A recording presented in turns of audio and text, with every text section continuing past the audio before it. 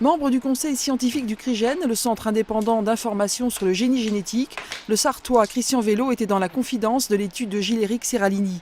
Une étude menée dans la clandestinité comme dans un véritable roman d'espionnage. Quand on a fait cette étude, dès le 4e mois sont apparues les premières tumeurs sur les rats. Donc on savait très vite que les résultats de cette étude seraient une bombe et remettraient en question totalement l'innocuité des OGM. À partir de là, il ne fallait absolument pas qu'il y ait la moindre fuite. Et donc, même quand on se réunissait, on enlevait la puce de notre portable pour être sûr qu'il n'y allait avoir aucun débordement. Les enjeux à la fois financiers et politiques sont d'une importance mondiale, comme en Californie.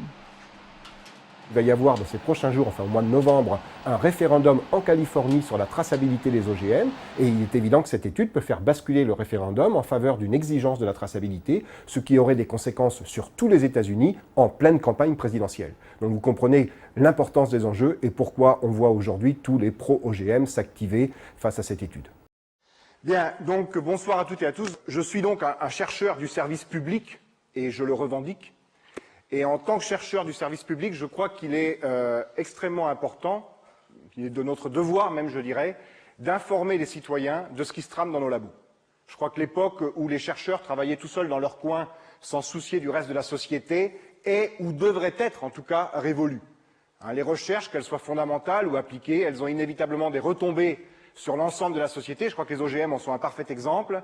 Et par conséquent, là encore je le répète et j'insiste, eh bien, il est du devoir des chercheurs, en particulier du service public, d'informer les citoyens pour leur donner les outils de participer justement à des grands débats citoyens sur des sujets aussi fondamentaux que les OGM, le clonage thérapeutique, le clonage humain, le nucléaire, etc. J'en passe et bien d'autres. Je suis donc effectivement maître de conférence en génétique moléculaire. Alors maître de conférence, ça veut dire quoi? Ça veut dire qu'en fait, je fais de l'enseignement et de la recherche.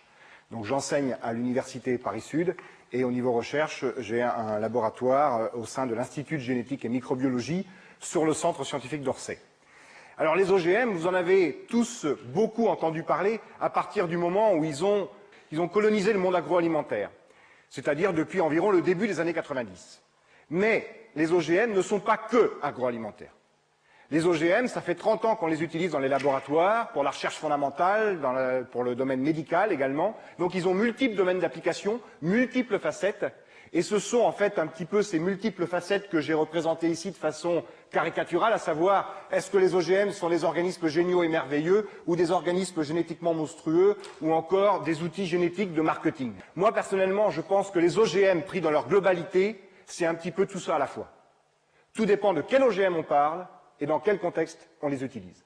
Et par conséquent, quand j'entends beaucoup de scientifiques qui ont tendance à toujours faire l'amalgame en mettant tous les OGM dans le même paquet, et à chaque fois qu'on va à une émission télévisée ou qu'on voit une émission télévisée sur les OGM, il y a toujours un petit film de vulgarisation au début qui nous présente les OGM en mettant une couche de médicaments entre deux feuilles de maïs, donc justement pour faire l'amalgame et pour utiliser la vitrine médicale pour mieux servir des arguments sur l'agroalimentaire. Et ça, je trouve ça particulièrement malhonnête.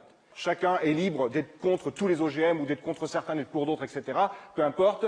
Mais en tout cas, il est extrêmement important, par souci d'honnêteté, de ne pas tout mélanger. Et vous allez voir que les problèmes posés par les OGM ne sont pas les mêmes en fonction des domaines d'application. Je vais d'abord définir ce que c'est qu'un OGM, parce qu'il faut bien définir toujours ce dont on parle. Alors, la vraie définition, c'est pas ça. Et le problème d'une définition, c'est comme quand on va chercher un mot qu'on ne comprend pas dans le dictionnaire, il est souvent expliqué par d'autres mots qu'on ne comprend pas. Mais vous allez voir, dans la suite de mon exposé, ça devrait, je l'espère en tout cas, donc s'éclaircir, tout devrait se clarifier. Et puis ensuite, je vais vous donner un certain nombre d'outils de biologie de base. Alors je vous rassure, je ne vais pas vous faire un cours de biologie, ça va être extrêmement simplifié, extrêmement vulgarisé. S'il y a des biologistes dans la salle, ce sera trivial pour eux et je m'en excuse, mais le but c'est que tout le monde s'y retrouve. Et donc je vais effectivement donner les outils de biologie de base qui vont permettre à chacun d'entre vous de comprendre sur quoi repose la possibilité pour l'homme de fabriquer des OGM. De façon à ce que ça fasse tilt quand vous allez à nouveau en entendre parler, et surtout pour ne pas vous laisser dire tout et n'importe quoi. Et puis ensuite, eh bien, je vais vous parler à travers des exemples concrets des différents domaines d'utilisation et d'application des OGM. La recherche fondamentale, qui est le mien, le domaine de la recherche médicale, notamment sur le plan de la production des médicaments, et puis je terminerai bien sûr par l'aspect qui nous intéresse essentiellement ce soir, qui est l'aspect agroalimentaire. Et je vous expliquerai en quoi l'introduction des OGM dans l'environnement pose des questions nouvelles. Et justement, je terminerai par les risques sanitaires et environnementaux par rapport à l'introduction des OGM dans l'environnement. Voilà, alors c'est parti, donc chose promise, chose due, qu'est-ce qu'un OGM? Alors je vais vous donner deux définitions des OGM. Ça ne veut pas dire qu'il y en a une bonne et une mauvaise. Les deux définitions sont valables, mais il y en a une qui est la définition dite académique, c'est-à-dire qui englobe tous les OGM, quels qu'ils soient, et quel que soit leur domaine d'utilisation et d'application. D'accord? Et puis il y en a une autre, un peu plus restrictive, qui, elle, concerne l'essentiel des OGM qui nous intéressent ce soir, c'est-à-dire des OGM agroalimentaires, mais ceci dit, pas tous les OGM agroalimentaires. Et vous allez voir à quel point il est bien important d'avoir saisi ces deux définitions, parce que là encore, il y a un certain nombre de personnes, notamment les chercheurs, qui profitent de cet aspect restrictif de cette deuxième définition pour dire que certains OGM n'en sont pas. La définition académique est la suivante. Elle dit qu'un organisme génétiquement modifié, donc un OGM, il y en a qui préfèrent organisme génétiquement manipulé, moi j'aime assez d'ailleurs, donc on peut utiliser l'un ou l'autre, on va dire organisme génétiquement modifié, c'est un organisme vivant, ça peut être un végétal, un animal, un microbe, tout organisme vivant, dont les caractéristiques génétiques initiales ont été modifiées de façon non naturelle, c'est-à-dire par l'intervention de la main de l'homme, par addition, suppression, remplacement ou modification d'au moins un gène. Quand on a dit ça, on a défini tous les OGM, quel que soit leur domaine d'application, d'utilisation. Il y a une définition un peu plus restrictive qui consiste à dire qu'un OGM, c'est un organisme qui héberge au moins un gène qui ne lui appartient pas. C'est-à-dire, vous prenez un gène de bactérie, vous le mettez dans l'éléphant, l'éléphant est un OGM. Vous prenez un gène de bactérie, vous le mettez dans le maïs est un OGM. Vous prenez un gène humain, vous le mettez dans la bactérie est un OGM, etc., etc. Et je vous donnerai des exemples concrets de ça. D'accord? Et vous avez certainement entendu parler également d'organismes transgéniques. On va dire qu'un organisme transgénique, un OGM, c'est la même chose. Le transgène étant justement le gène étranger qu'on a pris d'un organisme A pour mettre dans un organisme B, et la transgénèse étant l'ensemble des processus qui permettent de fabriquer des OGM. D'accord? Bien. Alors, je vais donc maintenant vous expliquer sur quoi repose exactement la possibilité pour le chercheur, pour l'homme, de fabriquer les OGM. Tout organisme vivant est constitué de cellules. D'accord? La cellule, c'est un petit peu l'unité de la vie. D'accord? Alors, il y a des organismes qui sont constitués d'une seule cellule. C'est ce qu'on appelle des organismes unicellulaires. C'est le cas de certains microbes, comme les bactéries, les levures, la levure de boulanger, entre autres, etc., etc. Et puis, il y a d'autres organismes beaucoup plus complexes, comme les animaux, les humains en particulier, les plantes, qui sont constitués de milliards de cellules. Nous, par exemple, les humains, on a des cellules, les animaux en général, il y a des cellules du cœur, des cellules du foie, des cellules du rein, des cellules sanguines, les globules rouges, les globules blancs, les cellules osseuses, etc. Voilà, c'est comme ça, il faut s'y faire. On est un tas de cellules et tout fonctionne en harmonie pour faire cet organisme qui est l'homme ou qui est l'animal ou qui est... voilà. Et la plante, c'est pareil, il y a des cellules de la tige, des cellules de la racine, des cellules de la feuille, et tout ça fonctionne pour former donc cet organisme qu'est la plante. Alors ces cellules, elles ont bien sûr des spécialités très différentes. Les cellules du cerveau ne font pas la même chose que les cellules du cœur, que les cellules du foie, que les cellules du rein. Et chez la plante, c'est pareil, les cellules de la tige ne font pas la même chose que les cellules de la feuille ou les cellules de la racine, mais elles ont néanmoins, toutes ces cellules, également des caractéristiques communes. Et ce sont à ces caractéristiques communes que je vais m'intéresser maintenant. Alors, en fait, donc, les cellules ont aussi des formes très différentes. Une cellule du cerveau ne ressemble pas, du point de vue morphologique, à une cellule du cœur ou à une cellule du foie. Mais on va imaginer, pour faire simple, que la cellule, ça a la forme d'un ballon de rugby, ce qui est le cas de certaines d'entre elles, d'ailleurs. D'accord? Et on va couper longitudinalement ce ballon de rugby pour regarder ce qu'il y a dedans. Alors là, déjà, mon schéma, il est extrêmement simplifié. Il y a énormément, il y a des vésicules, il y a des compartiments, c'est un véritable labyrinthe, d'accord? Ce que j'ai représenté en orange, là, par exemple, c'est les poumons de la cellule, c'est ce qui lui permet de respirer, donc à l'échelle cellulaire. Et il y a plein de choses comme ça, il y a plein de structures, plein de compartiments qui sont très spécialisés, etc., etc. Et puis, il y a un compartiment un peu plus gros, là, que j'ai représenté sous la forme d'une grosse boule beige, ici, qu'on appelle le noyau. Alors, si on regarde, donc, un petit peu plus près ce qu'il y a à l'intérieur d'un noyau, alors je répète, ça, c'est une cellule, et on est constitué de milliards de cellules comme ça. D'accord? Donc, on est constitué de milliards de petites usines qui fonctionnent toutes en harmonie. Alors, le noyau, si on regarde un peu plus près ce qu'il y a dedans, eh bien, on trouve des grosses molécules qui sont compactées, donc, pour rentrer à l'intérieur, et ces grosses molécules compactées, c'est ce qu'on appelle des chromosomes. Alors, les chromosomes, nous, les humains, par exemple, on en a 23 différents. Ils sont tous en double, ça fait 46, sauf dans nos spermatozoïdes et dans les ovules, où il y en a 23 et 23, et quand un spermatozoïde rencontre un ovule, ça fait 23 et 23, 46, et c'est reparti pour un tour. D'accord? Alors, moi, je travaille sur la levure de boulanger qu'on a 16, je travaille sur un champignon microscopique du sol qu'on a 8, la salade, je ne sais pas combien il y en a, le cheval, je ne sais plus, enfin, etc. Il y a peut-être des vétérinaires ici qui le savent beaucoup mieux que moi. En tout cas, chaque organisme a un nombre précis de chromosomes. Nous, en ce qui nous concerne, 23 différents. D'accord? Alors, si on regarde un peu plus près à quoi ça ressemble ces chromosomes, c'est-à-dire si on prend ces grosses molécules qui sont compactées dans le noyau, puis qu'on les déroule pour regarder donc un petit peu comment c'est foutu, eh bien voilà à quoi ça ressemble. C'est-à-dire qu'en fait, un chromosome, c'est deux brins parallèles entourés autour d'un axe pour former ce qu'on appelle une double hélice. C'est la fameuse double hélice d'ADN. ADN, c'est les initiales en fait du nom chimique de cette molécule qui constitue le chromosome. Et chaque brin de cette double hélice est constitué par l'enchaînement de 4 petites molécules à la queue leu-leu, qu'on symbolise par 4 lettres qui correspondent à leurs initiales A, G, C, T. Et quand on dit qu'on va séquencer une molécule d'ADN ou séquencer un chromosome, ça veut dire qu'on va définir pour chacun des deux brins l'ordre de succession des 4 lettres. D'accord? Je vous donne un exemple. Voilà, on a séquencé une molécule d'ADN, AGG, TC, TA, TG, ATG, TTT, CAG, etc. Vous imaginez le nombre de combinaisons possibles? C'est ce qui explique que grâce aux empreintes génétiques, c'est-à-dire à l'ordre de succession des lettres dans notre génome, eh bien, on soit capable d'identifier un individu parmi tous les individus de la planète. Les seuls individus qui ont les mêmes successions de lettres sur leurs 23 chromosomes différents sont en fait les vrais jumeaux qui sont en fait des clones naturels. D'accord? Alors, quand on dit qu'on a séquencé un génome c'est l'ensemble des chromosomes d'un organisme, donc le génome humain c'est les 23 chromosomes humains différents. Quand on dit qu'on a séquencé le génome humain par exemple, ça veut dire qu'on a déterminé pour chacune des 23 molécules l'ordre de succession des 4 lettres sur chacun des deux brins. D'accord? Ça représente pour le génome humain 100 livres format A4 avec 100 pages chacun. Et vous avez une succession de 4 lettres. Et je dis bien, on a séquencé, et non pas comme on nous rabat les oreilles dans les périodes télétonesques, on a décrypté le génome humain. Non, on n'a pas décrypté le génome humain, on n'a pas décrypté grand-chose. C'est-à-dire que pour le moment, ce qu'on y voit, c'est une succession de 4 lettres. On aura décrypté le jour où on saura quelle est la signification biologique de tout cet enchaînement de 4 lettres. C'est-à-dire quand on aura identifié tous les morceaux de séquence qui détiennent une information biologique pour la cellule, qui détiennent une information qui permet à l'usine cellulaire de fonctionner. Et ces morceaux de séquence qui détiennent une information biologique, qui détiennent l'information qui permet à l'usine de tourner, eh bien c'est ce qu'on appelle les gènes. Alors les gènes, comment on les identifie?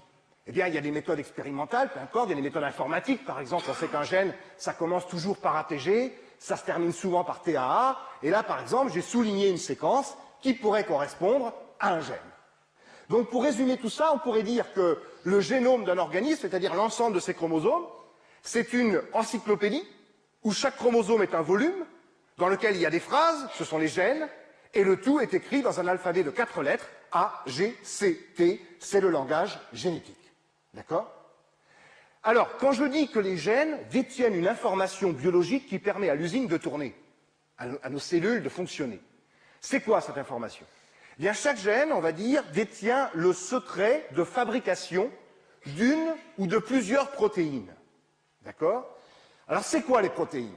Les protéines, c'est ce que j'ai représenté là, sous forme d'une pelote de laine rouge, là en bas. C'est-à-dire que ce sont les grosses molécules qui, elles, sont constituées non pas par l'enchaînement de 4 petites molécules, comme dans le cas de l'ADN, A, G, C, T, G, G, G, T, C, T, A, G, etc. Les protéines sont constituées par l'enchaînement de 20 petites molécules différentes. Vous imaginez un fil de collier de perles sur lequel vous allez enfiler des perles. Et vous avez des perles de 20 couleurs différentes. D'accord? Et pour fabriquer la protéine, vous prenez le fil et vous enfilez les perles. Vous mettez une bleue, une orange, une jaune, une noire, une rouge, une violette, une bleue, une orange, une jaune, une jaune. Et qu'est-ce qui va déterminer l'ordre de succession de la couleur des perles? C'est l'ordre de succession des 4 lettres dans le gène. C'est-à-dire que la cellule a besoin de fabriquer une protéine, elle va chercher le gène dans le noyau sur le bon chromosome qui détient le secret de fabrication de cette protéine, et elle va le décoder. Et elle va lire ATG, mais une perle verte. TTT, mais une perle rouge. CAG, mais une perle bleue, etc., etc. D'accord? Donc, en fait, quand on passe du gène à la protéine, on passe donc du langage génétique en 4 lettres à un langage protéique en 20 lettres, les 20 couleurs de perles. Et d'ailleurs, le terme utilisé en biologie quand on passe du gène à la protéine, ça s'appelle la traduction. Ce n'est pas un terme que j'utilise ce soir par souci de vulgarisation, c'est le véritable terme utilisé en biologie. D'accord? Alors, très bien, mais à quoi ça sert les protéines? Parce qu'il faut quand même revenir à notre usine de départ. Eh bien, les protéines, elles ont double rôle dans l'usine. Elles ont un rôle de structure, c'est-à-dire que les protéines, c'est un petit peu les parpaings ou certains parpaings des murs de l'usine. Mais surtout, les protéines, ce sont les ouvriers de l'usine. C'est-à-dire que dans chacune de nos cellules, là, se passent des millions de processus, des millions de réactions, des réactions chimiques, qu'on appelle des réactions biochimiques. Et chaque réaction est catalysée par un catalyseur. Le catalyseur, c'est ce qu'on appelle les enzymes. Eh bien, une enzyme, c'est une protéine. À la surface des cellules, on a des molécules qui vont permettre, ce qu'on appelle des récepteurs, qui vont permettre aux cellules de communiquer entre elles, de ressentir la présence de sucre, de ressentir la présence de sel, etc. Eh bien, ces récepteurs, ce sont des protéines. Chez des organismes complexes comme nous, on a des organes comme le pancréas, qui va sécréter des hormones, qui vont passer dans le sang, qui vont agir à distance. Ces hormones, ce sont des protéines. Donc, les protéines sont véritablement les ouvriers de l'usine. Donc, chaque organisme est constitué par une multitude de mini-usines, dans laquelle il y a des tas de chaînes de montage et des chaînes de démontage, ce sont les processus biologiques. Travaillent sur ces chaînes de montage, des chaînes de démontage, des ouvriers qui sont les protéines. Le secret de fabrication des protéines est contenu dans les gènes qui eux-mêmes sont sur les chromosomes, qui eux-mêmes sont compactés dans une salle de l'usine qui s'appelle le noyau. Voilà comment on pourrait, de façon simple, résumer un petit peu comment ça fonctionne globalement. D'accord? Alors, pourquoi je vous raconte tout ça avant de vous parler des OGM? Bien, c'est tout simplement parce que la possibilité pour l'homme de fabriquer des OGM repose sur le fait que le langage génétique en 4 lettres AGCT est universel pour tous les organismes vivants de la planète. Quand je dis tous les organismes vivants, je devrais dire tous ceux que l'on connaît aujourd'hui, parce qu'on est loin de tous les connaître, notamment dans le monde microbien. Des microbes nouveaux, on en découvre tous les jours. Des bactéries nouvelles, on en découvre tous les jours. Dans le sol, on ne connaît que 5% des microbes qui sont dans le sol. Donc évidemment, on est loin de connaître tous les organismes vivants de la planète, mais tous ceux que l'on connaît aujourd'hui, qu'ils soient végétaux, animaux ou qu'ils soient microbiens, eh bien tous ces organismes ont le même langage génétique en 4 lettres. Autrement dit, ça veut dire pratiquement, qu'est-ce que l'on peut faire? Eh bien, on peut prendre un gène de n'importe quel organisme et le mettre dans n'importe quel autre, et l'organisme qui le reçoit est capable de le décoder, de le prendre à son propre compte, et de fabriquer donc la protéine correspondante. Autrement dit, quand vous mettez un gène de bactérie dans le maïs, par exemple, ça veut dire que vous introduisez un ouvrier de l'usine cellulaire bactérienne dans l'usine cellulaire végétale du maïs. Et si vous mettez un nouvel ouvrier dans l'usine, c'est pas pour qu'il regarde les autres travailler, c'est pour travailler, et donc ça va provoquer, conférer des nouvelles propriétés à l'organisme qui reçoit ce nouvel ouvrier, c'est-à-dire l'organisme qui est alors génétiquement modifié.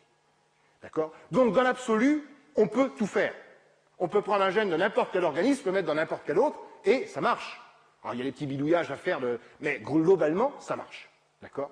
Donc, ça paraît très compliqué comme ça, mais c'est bêta comme technologie. C'est très bêta. Donc, il suffit simplement de savoir un petit peu manipuler l'ADN, ce qu'apprennent tous les étudiants qui font de la biologie moléculaire, et puis savoir les techniques pour faire pénétrer de l'ADN dans les cellules, et qui sont des techniques un peu brutales, donc il n'y a pas aucune délicatesse, contrairement à ce qu'on pourrait croire. C'est pas quelque chose de chirurgical, c'est plutôt choc électrique, hop, ça pénètre dedans, ou choses comme ça.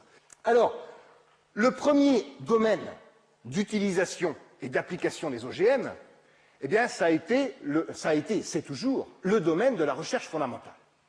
Alors, la recherche fondamentale, c'est quoi? C'est comprendre comment ça marche. Un mécanicien, avant de réparer une voiture, il faut d'abord qu'il apprenne comment fonctionne un moteur quand il fonctionne normalement. Eh bien, la recherche fondamentale a pour but de décortiquer, en biologie, les processus biologiques. Et pour comprendre les processus biologiques, eh bien, il faut en identifier les acteurs, les ouvriers, c'est-à-dire les protéines. Et comme le secret de fabrication des protéines est contenu dans les gènes, eh bien, il faut en identifier les gènes. Eh bien, en fait, on a... Alors, quand je dis que la recherche fondamentale est le premier domaine d'utilisation et d'application des OGM, c'est à la fois premier dans le sens chronologique, parce que ça a été effectivement le premier domaine où on les a utilisés, et aussi le premier, je dirais encore aujourd'hui, par l'importance, par l'activité de la technologie OGM. Moi qui fais de la recherche fondamentale, eh bien, en biologie moléculaire, on fait des OGM toutes les semaines. On a 2 grandes démarches en recherche fondamentale en biologie moléculaire. La première démarche, c'est j'ai un gène qu'on a identifié, peu importe comment, mais on ne sait pas à quoi il sert. C'est-à-dire qu'on n'a pas la fonction. On a un gène et on aimerait bien savoir quel est le secret de fabrication qu'il détient, quelle est la protéine qu'il permet de fabriquer, ou les protéines, et quel est le rôle de cette protéine ou de ces protéines dans l'usine. Que font ces ouvriers dans l'usine? Donc on a le gène et on voudrait bien avoir la fonction. Ou inversement, on a la fonction, mais on voudrait bien savoir quel est le gène qui détient le secret de fabrication de l'ouvrier qui permet d'assurer cette fonction. Alors quand je dis qu'on a la fonction, c'est plutôt la perte de fonction, parce que quand tout va bien, on ne s'en rend pas compte. Puis c'est quand il y a quelque chose qui ne va plus, on dit tiens, il y avait quelque chose qui allait bien avant, mais qui ne va plus. Donc on se dit quel est le gène qui a été abîmé, on a mis un A à la place d'un G, un C à la place d'un T, du coup les perles ne sont plus enfilées dans le bon ordre, du coup l'ouvrier fait plus son boulot, et il y a une chaîne de montage ou une chaîne de démontage qui ne se fait plus.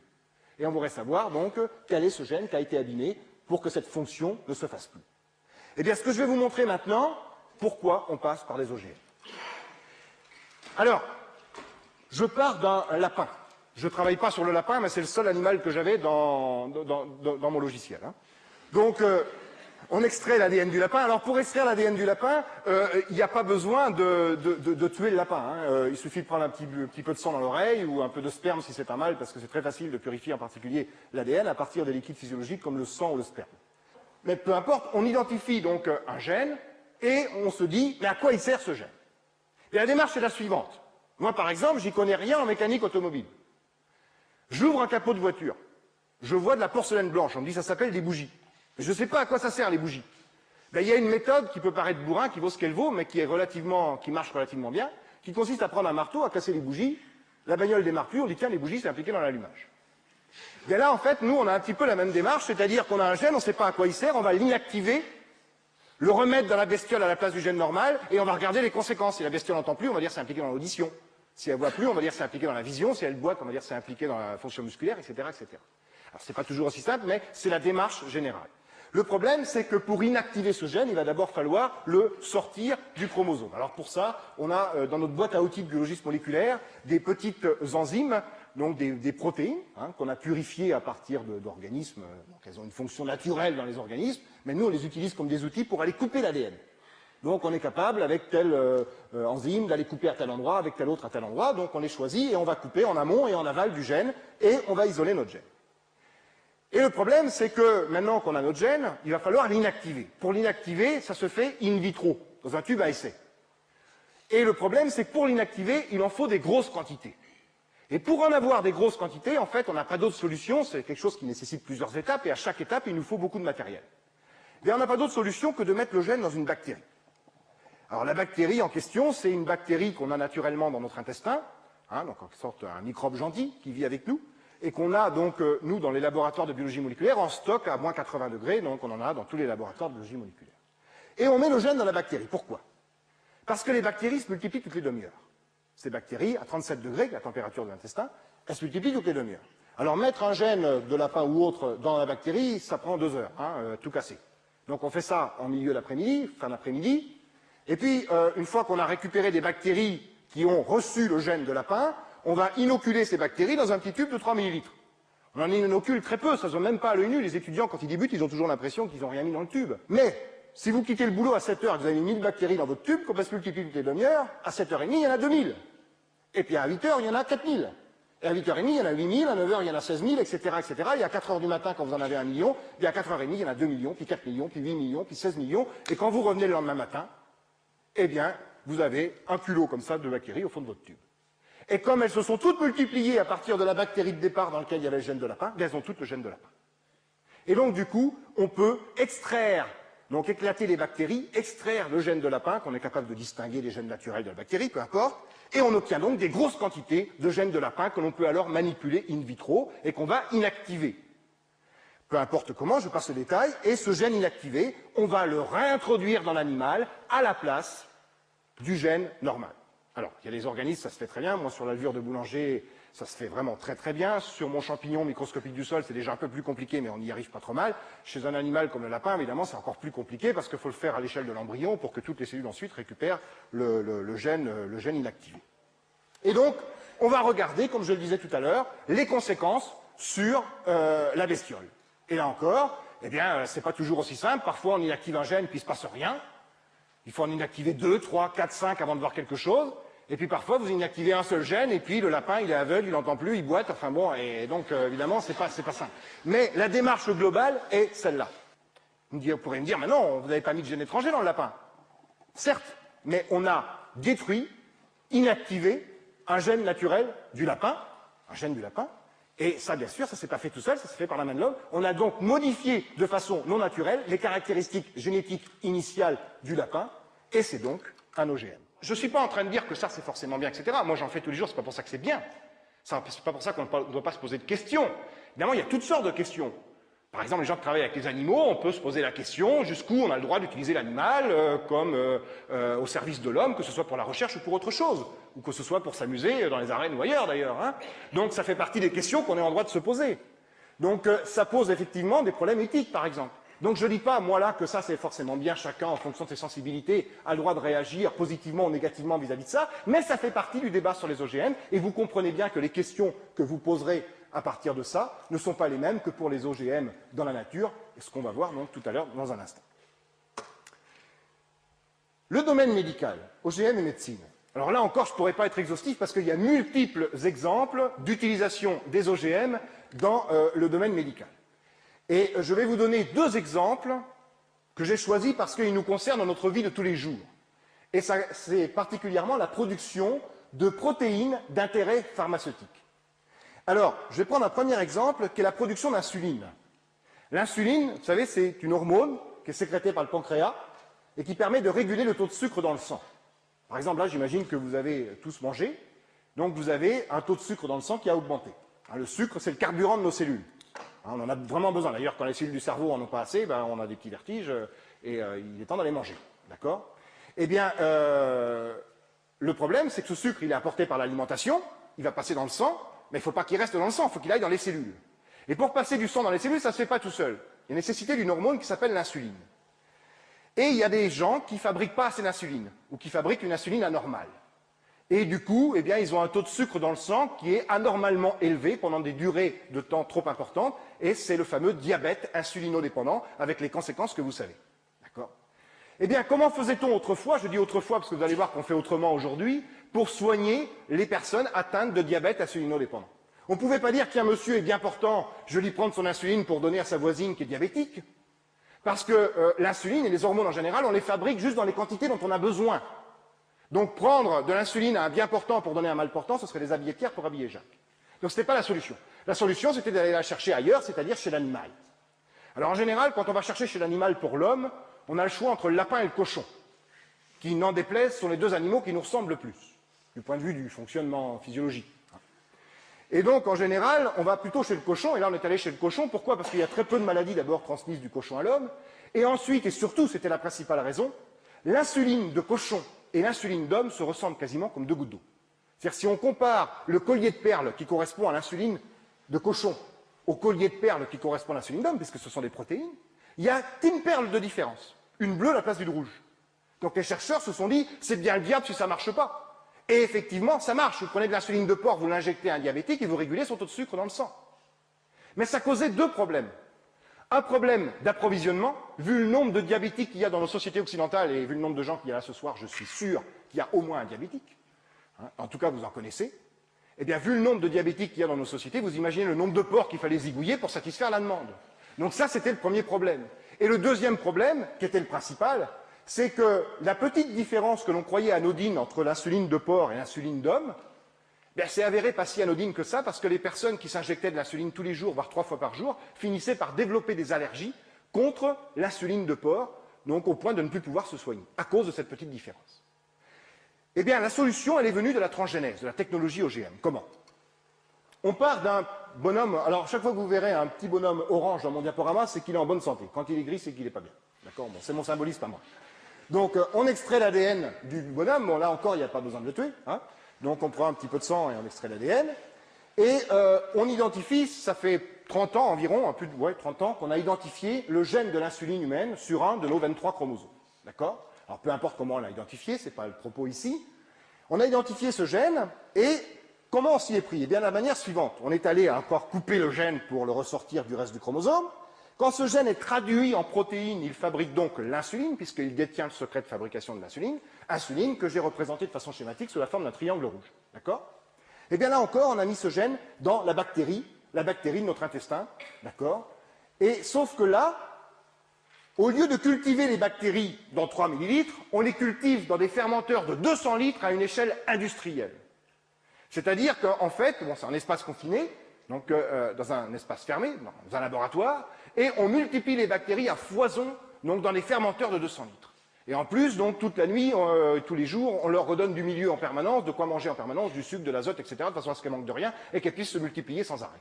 Et donc, du coup, là, c'est pas un petit culot comme ça qu'on récupère au fond du tube, c'est des kilos et des kilos de bactéries qui, toutes dans leurs cellules, produisent quoi? Eh bien, de l'insuline humaine. Et pourquoi? Parce que le langage génétique est universel.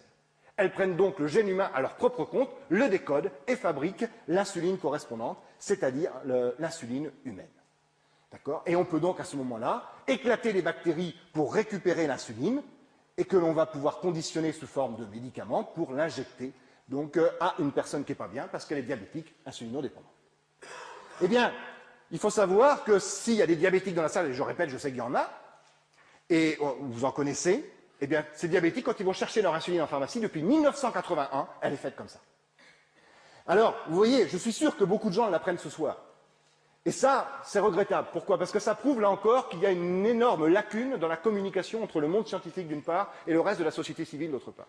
Parce que, à la limite, je trouverais normal que tous les citoyens sachent que le médicament, sans être biologiste et sans connaître tous les détails techniques, sachent globalement quelle est la technologie utilisée pour produire le médicament qu'il consomme. Ensuite, chacun fait ce qu'il veut en tant qu'adulte et il choisit la thérapie qu'il veut. En l'occurrence, moi, je classerais ça dans les organismes géniaux et merveilleux, personnellement, parce que, effectivement, ça a permis de surmonter un problème sanitaire important, et puis, donc, ça fait 25 ans que c'est utilisé, a priori, il n'y a pas de problème, mais attention, je ne veux pas dire que de manière générale, cette technologie est sans risque et c'est formidable. Moi, le scientifique que je suis se veut d'être prudent, et je reproche suffisamment à mes collègues, notamment sur le sujet des OGM, de ne pas l'être suffisamment, pour me permettre de dire ici, non, ça c'est formidable, on peut y aller, c'est bien. Peut-être un jour, il y aura un problème. Mais l'avantage, c'est que c'est un médicament. Quand je dis l'avantage, c'est parce que quand vous allez chercher un médicament, vous avez une ordonnance. Et donc, on sait exactement qui consomme le médicament, à quelle dose et à quelle fréquence. Et donc, s'il apparaît un effet secondaire, ce qui est malheureusement le cas de la grande majorité des médicaments, eh bien, s'il apparaît un effet secondaire, on pourra, en tout cas un effet secondaire grave, on pourra rapidement faire la corrélation entre la consommation du médicament et l'apparition du problème, parce qu'on sait exactement qui en a consommé et à quelle dose. Alors que quand on nous dit les OGM dans l'agriculture, ça fait 10 ans que les Américains en consomment et il ne s'est jamais rien passé, je voudrais savoir sur quelle étude épidémiologique ça repose, étant donné qu'on ne sait pas qui en consomme et à quelle quantité. Donc quand on fait une étude comme ça, il faut avoir ce qu'on appelle des contrôles, c'est-à-dire des gens qui n'en consomment pas, des gens qui en consomment et regarder s'il y a des différences, et sur une échelle statistique suffisante. Or, aux États-Unis, comme on ne sépare pas les filières, j'aimerais bien savoir si un jour il apparaît un problème sanitaire lié à la consommation d'OGM, comment on sera en mesure d'établir les responsabilités et de savoir que c'est dû effectivement donc, à la consommation d'un OGM dans la mesure où on n'a aucun suivi. Donc c'est quand même pas la même chose. Et quand j'entends par exemple M. Houdbin de l'INRA dans un article de Capital, qui était Capital d'octobre dernier, qui disait « Mais de quoi les gens ont peur avec les OGM ? Ils en consomment avec les médicaments depuis le début des années 80 et il n'est jamais rien arrivé. » Mais alors ça, c'est un énorme mensonge. Parce que ce que consomment les gens en pharmacie, ce n'est pas l'OGM, c'est la protéine produite par l'OGM. D'accord ? C'est pas la bactérie que vous mangez, que les diabétiques mangent. C'est l'insuline produite par la bactérie. Là encore, je ne dis pas que ça veut dire que c'est sans risque, que c'est sans problème. Mais en tout cas, on n'a pas le droit de dire que c'est l'OGM qui est consommé. C'est pour ça que l'aspect technique est un minimum utile pour comprendre ces subtilités. Parce que ce sont des subtilités qui peuvent conduire, donc à permettre en tout cas à certaines personnes eh bien, de nous dire tout et n'importe quoi. Et ça, donc, que l'on soit pour ou que l'on soit contre, on n'a pas le droit d'utiliser la crédulité des gens pour mieux faire passer ces arguments. Donc là, vous voyez qu'on a fait des OGM puisqu'on a mis un gène humain dans la bactérie. Je vous donne un deuxième exemple avant d'entamer vraiment la partie agroalimentaire. C'est un deuxième exemple qui nous concerne également au quotidien, toujours dans la production de protéines d'intérêt pharmaceutique, c'est la production de vaccins. Alors pour bien comprendre l'intérêt éventuel de la technologie OGM dans la production de vaccins, je voudrais, sans jeu de mots, faire un petit rappel sur la vaccination. Vous voyez, je postillonne beaucoup, hein, donc je m'excuse pour le premier rang, mais d'ailleurs j'ai un peu mal à la gorge, non, ça c'est pas vrai. Non, mais on peut s'échanger des tas de choses qui ne sont pas forcément sympathiques. Bon, parfois on se les échange volontairement et de façon très intime et ça se passe plutôt bien. Mais parce que il y a beaucoup de microbes gentils où on est armé pour lutter contre. Puis parfois il y a des choses plus virulentes qui donnent mal aux oreilles, qui donnent mal à la gorge et même parfois qui peuvent provoquer bien sûr la mort. Donc, et ces petits agents qui se promènent et qui peuvent être très virulents, ce sont soit des bactéries ou des virus. Alors moi je vais prendre l'exemple d'un virus. Un virus c'est quoi? Eh bien c'est une coque de protéines. Hein, les petites épines noires que vous voyez là, c'est la capsule de protéines. Vous imaginez ça en 3 dimensions, une petite balle, et dedans il y a un chromosome. En général, chez un virus, il n'y en a qu'un, il est très court. Donc il est facile à séquencer et facile à décrypter. Il y a très peu de gènes. D'accord? Eh bien, voilà une personne qui chope ce virus, peu importe comment, par voie orale ou autre, peu importe. Ce virus, le corps va le reconnaître comme un corps étranger. Notre organisme va le reconnaître comme un corps étranger. Et donc, le reconnaissant comme un corps étranger, il va réagir, il va se défendre en fabriquant des anticorps. Donc, son système immunitaire va être sollicité et il va devoir fabriquer des anticorps qui vont neutraliser le virus. Le problème, c'est que fabriquer des anticorps, ça prend du temps.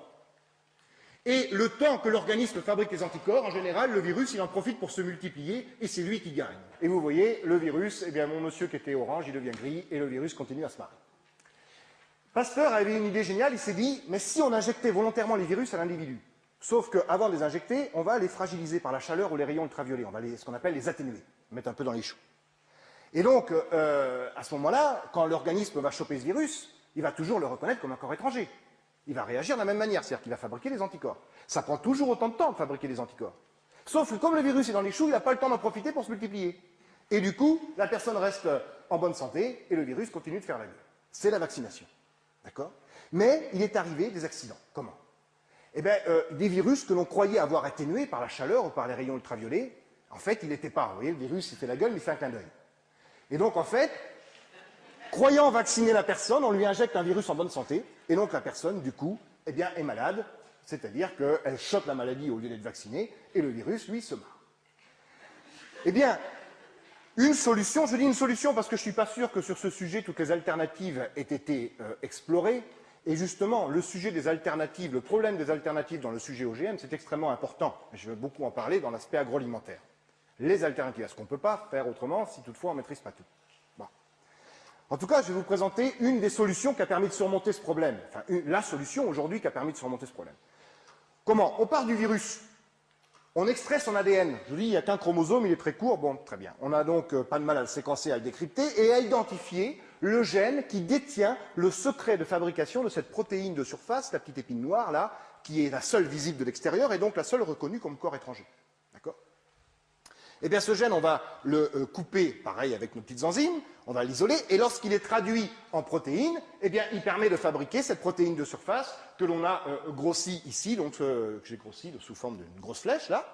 Et là, ce gène, cette fois-ci, on l'a mis non pas dans la bactérie, mais dans une levure, la levure de boulanger, qu'on a également beaucoup dans nos laboratoires de biologie moléculaire en moins 80. C'est un organisme extrêmement facile à manipuler, qui est sexué, donc on peut faire de la génétique classique avec ça, enfin, etc. Et on a mis le gène viral dans la levure. Et comme le langage génétique est universel, la levure prend le gène viral à son propre compte, le décode et fabrique la protéine virale. Et là encore, les levures, on les multiplie dans des fermenteurs de 200 litres à une échelle industrielle, et donc elles vont toutes produire dans leurs cellules une grosse quantité de protéines de surface que l'on va pouvoir donc extraire, purifier et injecter à un bonhomme qui est en bonne santé, ou à une femme qui est en bonne santé, puisque la vaccination, c'est normalement de la prévention. Je ne dis pas là encore que c'est sans risque. Hein, je ne sais pas.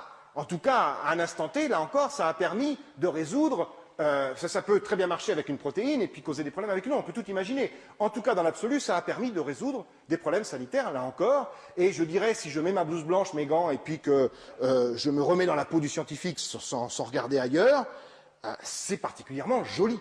Hein, si Pasteur voyait ça, il en aurait une érection posthume, parce que, quand même, qu'est-ce qui est dangereux? C'est le virus, d'accord? C'est le virus. Mais qu'est-ce qui déclenche la réponse immunitaire? C'est la protéine de surface. Donc, en injectant que la protéine de surface, vous stimulez la réaction immunitaire, parler aussi d'humanitaire, mais un peu plus tard, la réaction immunitaire, sans pour autant prendre le risque de donner la maladie virale, puisque vous n'injectez pas le virus dans son entier. Donc évidemment, c'est quelque chose d'assez séduisant, et là encore, ben, vous voyez qu'on a fait des OGM, puisqu'on a mis un gène viral dans de la levure. D'accord. Alors je vais m'arrêter là avec l'aspect médical, même si on pourra encore dire beaucoup de choses. Hein. Je pense que le but c'était simplement déjà d'illustrer. Donc vous voyez, c'est très important de séparer les choses. Hein. Vous allez voir, quand j'aurai traité l'aspect agroalimentaire, que les problèmes qui se posent effectivement sont différents. Mais il faut bien voir que si, par exemple, vous êtes contre la dissémination des OGM dans l'agroalimentaire, vous allez débattre face à un scientifique qui fait l'amalgame. Et il va vous dire, est-ce que vous êtes diabétique ou est-ce que vous connaissez quelqu'un dans votre famille qui est diabétique? Forcément, on va tous dire oui, on connaît tous quelqu'un. Et il va vous dire, s'il n'y avait pas les OGM, sachez, monsieur, madame, que cette personne que vous connaissez ne pourrait pas se soigner. Donc, conclusion, les OGM, c'est formidable, on n'en parle plus, on ferme, et le débat est terminé. C'est pas si simple que ça. Et la personne qui était venue avec d'excellents arguments, par exemple, sur l'aspect agroalimentaire, et j'ai vu des débats comme ça a d'ailleurs été une de mes motivations pour m'investir dans le débat, eh bien, la personne repart, si vous me permettez la queue basse, parce qu'elle était venue avec des super arguments, mais elle a été décrédibilisée sur cet aspect-là. C'est pour ça que, quelle que soit votre position, eh bien, il faut ne pas négliger ces aspects d'OGM utilisés aussi bien en recherche fondamentale que dans le domaine médical. Alors, l'aspect agroalimentaire. Alors, les gens qui me connaissent bien me diraient Christian, je ne comprends pas. Toi qui es si pointilleux, tu as fait 3 intercalaires bleus depuis le début de ta conférence. Le premier, c'était OGM et recherche fondamentale. Le deuxième, c'était OGM et médecine. Et le troisième, tu as dit OGM dans l'agroalimentaire. Pourquoi tu n'as pas dit OGM et agroalimentaire? Alors vous comprenez bien que si j'insiste autant, c'est que j'y tiens à mon dent. Et je réponds, c'est justement parce que je suis pointilleux que j'ai mis OGM dans l'agroalimentaire. Pourquoi? Parce que, outre le fait que ces OGM vont être disséminés ou sont destinés à être disséminés dans la nature, donc, par conséquent, ce qui va inévitablement poser des questions d'ordre environnemental qui ne sont pas posées avec les premiers dont je viens de parler. Il y a une autre différence majeure entre les OGM agroalimentaires et tous ceux dont je viens de vous parler. C'est que tous ceux dont je viens de vous parler sont des outils. C'est-à-dire que ce n'est pas l'OGM en tant que tel qui nous intéresse. C'est l'outil qu'il représente, l'éprouvette biologique qu'il représente en recherche fondamentale pour comprendre la fonction des gènes et des protéines, et dans les exemples que je vous ai donnés, l'usine à médicaments pour produire de l'insuline ou de l'hormone de croissance ou des anticoagulants ou des vaccins, etc., etc. C'est-à-dire que quand vous faites produire, par exemple, de l'insuline à une bactérie, comme je l'ai dit tout à l'heure, ce n'est pas la bactérie qui nous intéresse, c'est l'insuline. C'est-à-dire que d'ailleurs, pour récupérer l'insuline, vous allez tuer la bactérie puisque vous allez l'éclater. Donc l'OGM en tant que tel, ce n'est pas lui qui nous intéresse. C'est simplement un moyen pour arriver à une fin, que ce soit en recherche fondamentale ou dans le domaine médical. Dans le domaine agroalimentaire, c'est complètement différent. Quand vous faites un maïs transgénique, il a exactement le même devenir qu'un maïs conventionnel. C'est-à-dire que vous allez le planter comme un maïs conventionnel, vous allez le cultiver, l'entretenir en champ comme un maïs conventionnel, et vous allez le récolter comme un maïs conventionnel. Donc vous ne l'utilisez plus comme un outil, vous l'utilisez comme un organisme à part entière. Et là, c'est complètement différent. Ça pose des questions totalement nouvelles, parce que le fait qu'on l'utilise non plus comme un outil, mais comme un organisme à part entière, ça implique d'être en mesure de maîtriser les conséquences de la modification génétique sur l'ensemble du métabolisme de l'organisme et les conséquences de la modification génétique sur les interactions de la plante avec son environnement. Quand vous faites une bactérie qui produit de l'insuline, si la bactérie par ailleurs n'est pas très en forme, s'il y a quelques petits soucis à côté, pourvu qu'elle vous produise l'insuline et que l'insuline soit bonne, il n'y a que ça qui vous intéresse. Par contre, si vous faites un maïs transgénique qui résiste à la pyrale, j'en parlerai dans un instant, ce n'est pas le tout qui produise l'insecticide lui permettant de résister à la pyrale. Il faut être sûr que cette production d'insecticides par le maïs ne va pas avoir des conséquences sur le métabolisme du maïs qui pourraient avoir des conséquences sur la chaîne alimentaire, par exemple.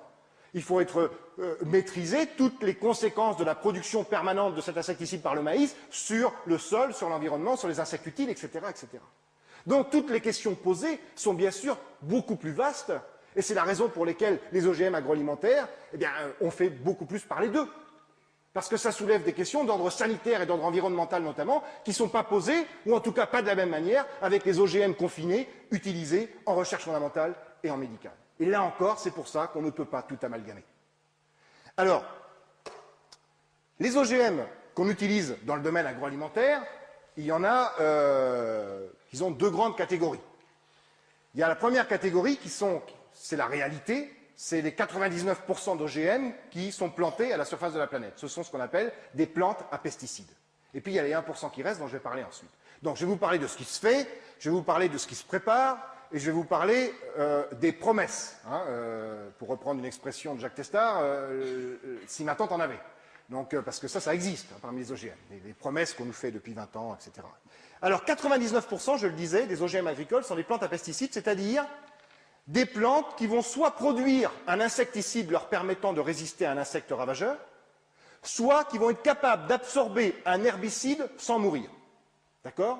Alors, première catégorie, les plantes qui produisent un insecticide leur permettant de résister à un insecte ravageur. C'est le cas notamment du maïs BT.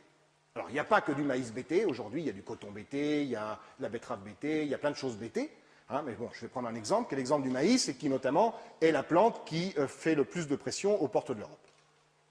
Alors, le maïs BT, c'est un maïs qui résiste à des insectes. Je vais prendre l'exemple du maïs BT qui résiste à la pyrale.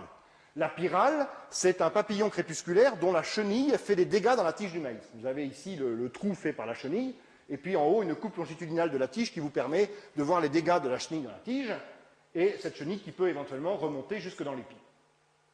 Alors, il se trouve qu'il y a une bactérie du sol qui s'appelle Bacillus thuringiensis. Si je vous donne son nom, ce n'est pas pour faire savant, c'est pour vous montrer que les initiales de cette bactérie, c'est BT. Et cette bactérie du sol, elle a des gènes à elle qui détiennent le secret de fabrication de protéines tueuses d'insectes, de protéines insecticides. Et notamment, elle a un gène qui détient le secret de fabrication d'une protéine qui est capable de tuer la pyrale. Eh bien, les chercheurs se sont dit, puisque le langage génétique est universel, si on prend le gène de la bactérie que l'on met dans le maïs va le prendre à son propre compte, le décoder et fabriquer lui-même la toxine insecticide. Voilà ce que c'est que le maïs BT. D'accord? Et ça, c'est valable avec plein d'autres plantes, parce que ce Bacillus thuringiensis, cette bactérie du sol, produit tout un tas de protéines insecticides qui ont une plus ou moins large spécificité.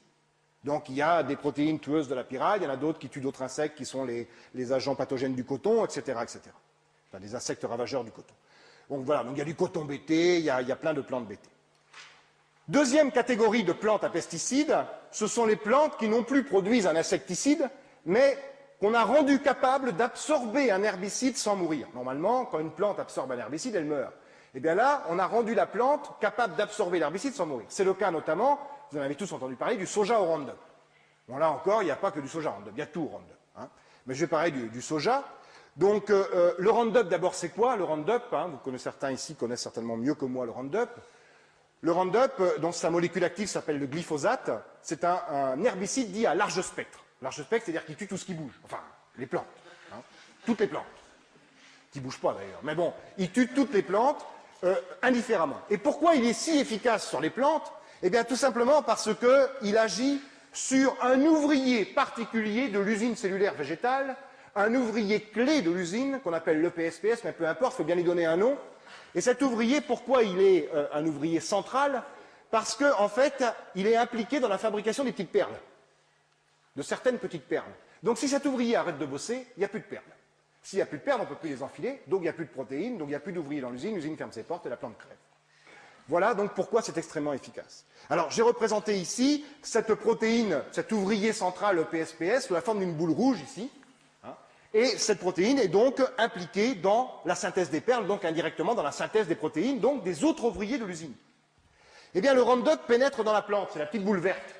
Ce Roundup, il est capable d'aller se fixer sur l'ouvrier en question. Et en se fixant dessus, eh bien, il l'empêche de travailler. D'accord?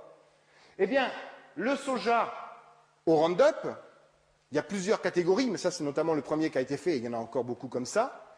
C'est un soja dont on a modifié le gène qui détient le secret de fabrication de cette boule rouge, le PSPS. C'est-à-dire qu'on a mis des A à la place des G, des C à la place des T, du coup les perles qui permettent de fabriquer cet ouvrier-là, parce que c'est une protéine aussi, ne sont plus enfilées dans le bon ordre, et la protéine, elle a une gueule un peu différente dans l'espace, donc de tel point qu'elle ne peut plus fixer le Roundup. Elle peut toujours travailler, mais elle ne peut plus fixer le Roundup. Et donc, quand le Roundup voudrait aller se fixer dessus, eh bien il voudrait bien, mais il peut point, et donc la protéine continue de travailler, et donc tout va bien, elle est capable de faire son boulot, de synthétiser les petites perles, et donc la plante est capable de résister au Roundup. Voilà. Alors, il y a des gens qui vous disent, mais ça, c'est pas un OGM, puisqu'on n'a pas mis de gène étranger. C'est le gène naturel du soja, le gène qui détient le secret de fabrication de l'EPSPS, qu'on a modifié de façon à modifier la protéine en question pour que le Roundup ne se fixe plus dessus. Alors certes, on n'a pas mis de gène étranger, mais on a modifié de façon non naturelle les caractéristiques génétiques initiales de la plante, et les conséquences ne sont pas anodines, puisque cette plante qui n'aurait dû mourir en présence de Roundup va survivre et donc éventuellement accumuler du Roundup dans ses tissus. Donc évidemment, c'est un OGM, et je parlerai, là encore, je vous dis ce qui se fait, mais je vous parlerai des conséquences dans un instant. Et puis il y a les 1% qui restent, ça c'était les plantes à pesticides. Hein, maïs BT, soja Roundup, etc. Les 1% qui restent, alors il y a des choses qui se font déjà, des choses qui sont sur le point d'être faites, et des choses, les promesses. Alors, les choses qui se font déjà, pour certaines d'entre elles, c'est des plantes résistantes à des maladies virales. Vous savez qu'il y a des virus qui s'attaquent aux plantes, comme il y a des virus qui s'attaquent aux animaux. Le virus de la mosaïque du chou-fleur, la mosaïque du tabac, etc., etc. Eh bien, il se trouve qu'il y a des chercheurs de l'INRA qui ont remarqué, il y a une quinzaine d'années, que si on prenait un gène du virus et qu'on l'introduisait dans la plante, dans un chromosome de la plante, eh bien, on ne sait pas pourquoi, on ne connaît pas les mécanismes, ça c'est très important, c'est vrai qu'on ne connaît pas les mécanismes qui sous-tendent ce phénomène, mais c'est une observation, une constatation. Quand le virus attaque la plante, le fait qu'il y ait déjà un gène à lui dans la plante, il n'arrive pas à se multiplier. Et la plante résiste. Ça s'appelle la vaccination génétique. Eh bien voilà, il y a eu du tabac, de la courge, du poivron qui sont résistants à des virus et qui sont déjà cultivés à grande échelle en Chine, aux États-Unis. Et puis, il y a des études en cours sur le colza, la tomate, la pomme de terre, le prunier, la vigne, également sur des fleurs, le pétunia, le géranium, etc. Alors, notamment sur la vigne.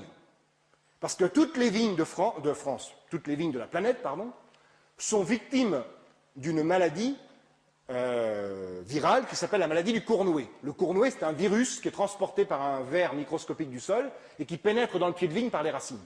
Et une vigne qui est atteinte du Cournouet, c'est le pied de vigne, au lieu de durer 25 ans, il dure 15 ans, diminution du nombre de grappes, diminution du nombre de baies et de la taille des baies dans la grappe, enfin bref, une vigne qui est atteinte du Cournouet, c'est 80% de chute de rendement. Et quand on sait l'impact économique du vin dans le monde, il y a bien sûr une pression économique très forte pour faire de la vigne transgénique qui résiste au Cournouet, et il y a déjà des essais en Alsace. Il y a également une recherche qui est faite sur des plantes, alors ça ne se fait pas encore, mais c'est à l'étude, des plantes résistantes aux maladies provoquées par des champignons.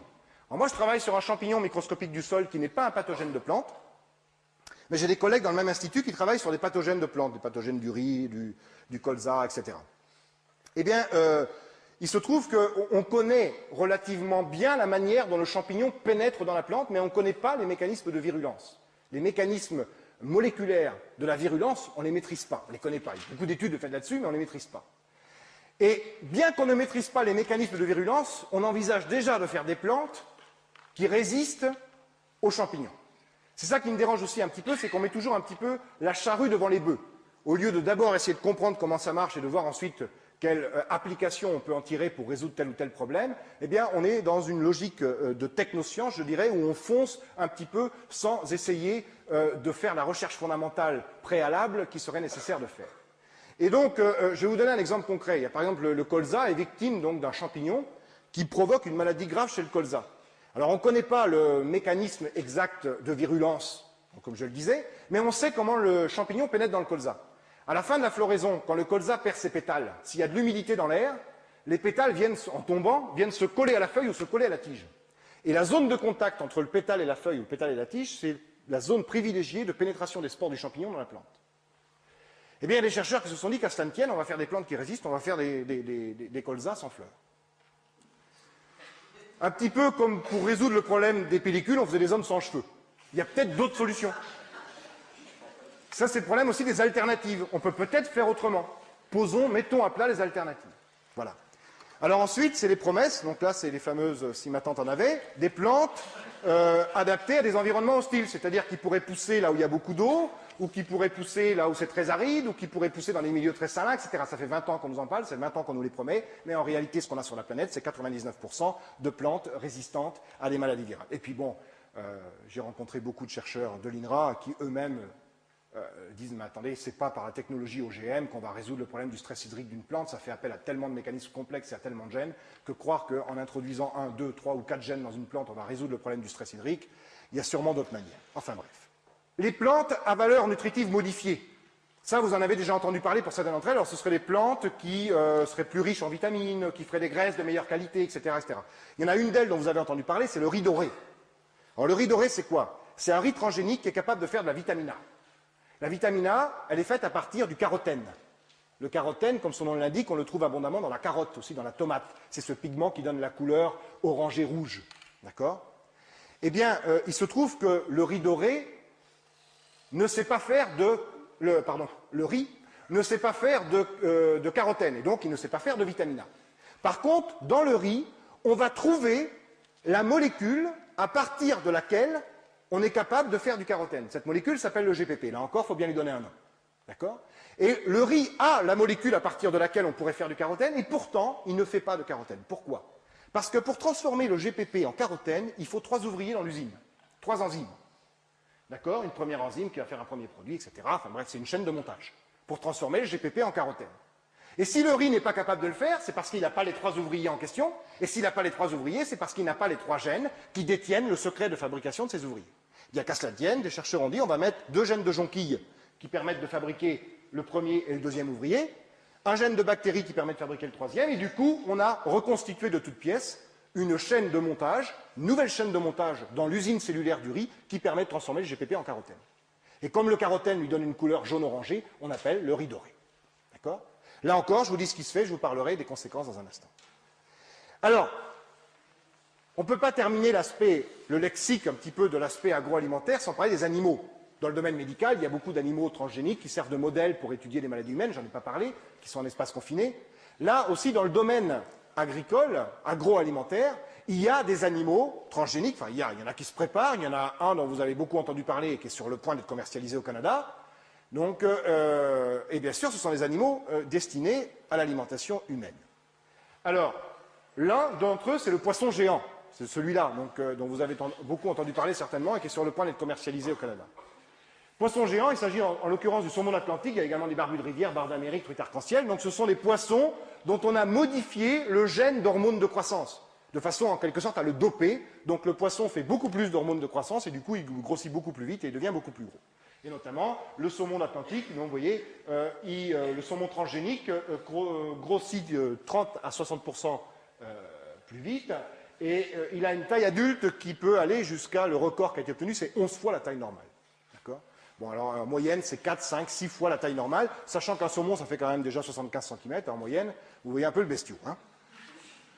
Alors, il y a des choses qui se préparent également. Je ne pourrais pas être exhaustif parce qu'il y a plein de choses qui se font, et puis je ne connais pas beaucoup d'informations dessus, parce qu'il y a très peu d'informations pour des raisons de secret industriel, etc. Hein, je sais qu'il y a des projets pour faire des vaches sans cornes, pour faire des truies sans dents, etc., etc. Là, je vais vous parler donc des chercheurs américains au Texas, à Houston, qui ont fait des porcs géants. Alors, ils ont fait un laboratoire pour le moment. Hein. Alors, voilà ce qu'on trouve comme information sur ces porcs, parce qu'on trouve très peu de choses. Là, par contre, je suis incapable de savoir quels sont les gènes qui ont été bidouillés, qui ont été réintroduits, etc. Mais on trouve ceci, vitesse de croissance 40% plus élevée. Donc, il grossit 1,5 fois plus vite que la normale. Taille adulte, 40% supérieure à la normale. À l'âge adulte, il fait 1,5 fois la taille normale. On se dit, ça doit manger un bestiau comme ça. Eh bien, c'est le scoop. Ration alimentaire, 25% inférieure. Il mange moins, il rejette moins, il grossit plus. Donc, évidemment, il y a de quoi séduire un certain nombre de gens avec ça. Hein, mais quand je vous parlais dans mon introduction d'outils génétiques de marketing, voilà à quoi je pensais. Quand on lit ça, on a l'impression de lire la fiche technique d'un téléphone portable. Vous savez, on peut envoyer des SMS, lire ses mails, etc. Sauf que c'est pas un téléphone portable, c'est destiné à l'alimentation. Il faut quand même se poser des questions, puis surtout se poser des questions de l'utilité. Est-ce qu'on a vraiment besoin de faire des cochons 1,5 fois plus gros que la taille normale? Hein, alors vous avez les chercheurs australiens, pour en terminer, mais je vous dis, c'est pas la seule chose. Ils ont également proposé des porcs transgéniques géants, enfin pas géants, si géants, ils grossissent plus vite en tout cas, ça ressemble un petit peu à ce qu'il y a au-dessus. Viande de meilleure qualité, je ne sais pas ce que ça veut dire, résistant aux maladies courantes, enfin bref, voilà. Il n'y a plus qu'à qu'ils fassent l'amour mieux qu'un homme et ce sera parfait. Mais ça va venir, hein, ça va venir. Les risques sanitaires, donc je vais en terminer par les risques, hein, où je vais essentiellement poser des questions, risques sanitaires et risques environnementaux. Alors, je vais poser des questions parce que les risques, c'est souvent des questions.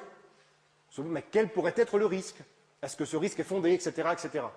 Et je dirais que, vous avez compris, moi, où je me positionnais, mais ça, c'est pas très important, hein, je suis qu'un humain, mon opinion transparaît, puis de toute façon, je crois que tout le monde sait où je me situe. Mais ce qui est important surtout, c'est de retenir le squelette et d'essayer de se faire une opinion objective. Et éventuellement, demain, aller écouter un scientifique qui n'a pas les mêmes idées que moi et vous faire une opinion à la limite, enfin c'est pas à la limite, elle est objective lorsqu'elle est contradictoire. Donc je vous invite à aller écouter d'autres scientifiques, c'est pas le problème, au contraire.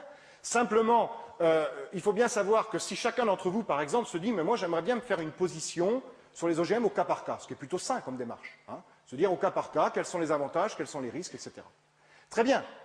Mais les avantages, on ne va jamais oublier de vous les donner, parce que la personne qui veut vendre son OGM ne va pas oublier de vous les donner. Par contre, les inconvénients, ça va être un petit peu plus compliqué. Et c'est pour ça que je dis que là, c'est le rôle des scientifiques de vous donner les outils qui vous permettent de vous poser les bonnes questions. Alors là encore, je ne pourrais pas être exhaustif sur toutes les questions qu'on est en droit de se poser, mais je vais essayer d'en soulever quelques-unes, et en particulier à partir des exemples que je viens de vous donner. Alors, je vous rassure, je vais faire ça succinctement pour chacun des exemples, mais je vais reprendre chacun des exemples, et puis je vais voir quelles sont les questions de base qu'on est en droit de se poser. Alors parfois, je vais quand même donner quelques réponses, parce qu'on en a un petit peu quand même. Les plantes à pesticides. ce dont je viens de vous parler, 99% des OGM agricoles à la surface de la planète sont des plantes à pesticides. Pourquoi on les appelle plantes à pesticides? Parce qu'elles accumulent tout un pesticide dans leurs cellules. Soit parce qu'elles le produisent en permanence, c'est le cas du maïs BT, les plantes qui produisent un insecticide qui leur permet de résister à un insecte ravageur, soit parce qu'elles l'absorbent par leurs racines, ou par les feuilles, ou peu importe, parce qu'on les a rendues résistantes à un herbicide. Donc elles sont capables de l'absorber, et donc de l'accumuler dans leur tissu. Donc elles accumulent un pesticide, soit parce qu'elles le produisent, soit parce qu'elles l'absorbent. Et donc, la question qu'on est en droit de se poser, c'est de se dire, cette plante, certes c'est une plante, mais puisqu'elle accumule des pesticides, ou elle est susceptible d'en accumuler, c'est aussi potentiellement un pesticide. Donc la moindre des choses serait que cette plante soit évaluée certes comme une plante, et ça c'est fait, mais qu'elle soit également évaluée comme un pesticide. Or, il n'y a absolument aucune législation européenne qui oblige d'évaluer ces plantes comme des pesticides. La législation européenne sur les pesticides, on peut considérer qu'elle est déjà trop laxiste, mais en tout cas, c'est bien carré. C'est la directive 91/414 qui dit que pour qu'un pesticide soit homologué et obtienne une autorisation de mise sur le marché, il doit avoir subi des tests sanitaires sur 3 types d'animaux pendant 3 mois, dont le rat et la souris, et sur un autre de ces 3 animaux pendant 2 ans, en général le rat, ce qui représente à peu près la durée de vie de l'animal. Eh bien, pour les plantes à pesticides, il n'y a aucune législation européenne. C'est à l'appréciation des instances d'évaluation. Les instances d'évaluation, soit elles disent eh bien, on veut des tests, auquel cas il y en a, soit elles disent on n'en veut pas. Si elles n'en veulent pas, eh bien, il n'y en a pas. Et si elles demandent des tests sanitaires, pour des raisons de secret industriel, c'est la ferme semencière qui choisit le laboratoire qui fait les tests. Donc c'est, bien sûr, un manque de transparence absolument scandaleux, parce qu'il s'agit quand même, si on fait les tests sanitaires, ça veut dire qu'il s'agit de santé publique, et là, donc, on n'a aucune transparence pour des raisons de secret industriel. Et les quelques résultats de tests sanitaires auxquels on a eu accès, c'est au prix de batailles administratives ou juridiques énormes, notamment sur le maïs BT11 en France, parce qu'il y a un organisme indépendant qui s'appelle le CRIGEN, le Comité de recherche et d'information indépendante sur le génie génétique, qui a saisi la commission d'accès aux documents administratifs, la CADA, pour avoir accès aux résultats des tests sanitaires. Et à ce moment-là, la CADA a donné raison au CRIGEN. Le CRIGEN a écrit au ministre de l'Agriculture en lui disant « Nous aimerions avoir le résultat des tests sanitaires sur les rats faits avec le maïs BT11. » Et les tests à 90 jours, c'est-à-dire à 3 mois. Et le ministre de l'Agriculture, M. Bussereau, a répondu, on a la lettre, « Désolé, je ne peux pas vous les donner, puisque ces tests n'excèdent pas 28 jours. » Voilà. Donc, en Allemagne, maïs Monsanto 863 a été évalué par l'Allemagne, parce que quand un promoteur américain comme Monsanto veut introduire un OGM en Europe, il choisit son pays d'évaluation. C'était la France pour le BT11, c'était l'Allemagne pour le maïs Monsanto 863. Eh bien, l'Allemagne, là encore, a demandé des tests à 3 mois. Ces tests ont été faits par un laboratoire choisi par Monsanto. Greenpeace en Allemagne a dit on voudrait accéder aux tests. Non, non, on ne vous les donne pas. Secret industriel. Greenpeace a saisi la Cour de justice allemande, et la Cour de justice allemande a donné raison à Greenpeace, et on a pu accéder aux tests. Et tous ces tests, systématiquement, montrent des différences physiologiques, métaboliques, biochimiques, entre les rats qui ont consommé des OGM et les rats qui n'en ont pas consommé, les rats contrôle, qui ont été nourris avec le maïs correspondant non OGM. Systématiquement. Alors, je ne dis pas que ces résultats sont significatifs, etc., au premier abord. Simplement, il y a des différences entre les rats qui en consomment et les rats qui n'en ont pas consommé. La moindre des choses, c'est de refaire les expériences jusqu'à temps qu'il n'y ait plus d'ambiguïté. Or, de toute évidence, il y a ambiguïté, puisqu'en France, la commission du génie biomoléculaire, au vu de ces tests, a dit « nous, on n'accepte pas ». Dans le même temps, l'AFSA, l'Agence française de sécurité sanitaire des aliments, a dit « pas de problème, on accepte ».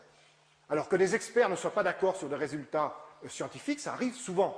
Mais à ce moment-là, on refait les expériences jusqu'à temps qu'il n'y ait plus d'ambiguïté. Or, on n'a pas refait les expériences, et l'Agence européenne de sécurité alimentaire sur le Monsanto 863, vous pouvez aller voir sur le site de l'Agence européenne, vous avez le résultat des études sanitaires qui ont été faites, et on vous donne les différences observées entre les rats qui ont consommé de l'OGM et les rats qui n'en ont pas consommé. Alors, globules rouges plus abondants, globules blancs moins abondants, le contraire, je ne sais plus, différence dans la taille des reins, etc., dans le poids, etc., etc.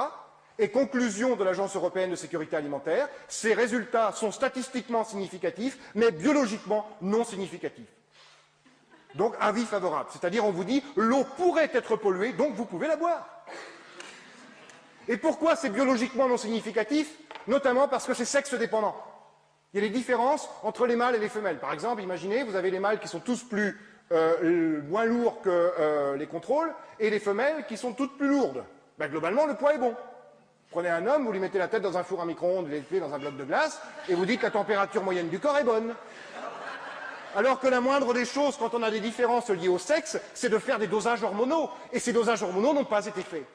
Donc ce n'est pas sérieux, évidemment. Et puis, parmi les plantes à pesticides, il y a toutes celles qui absorbent du Roundup.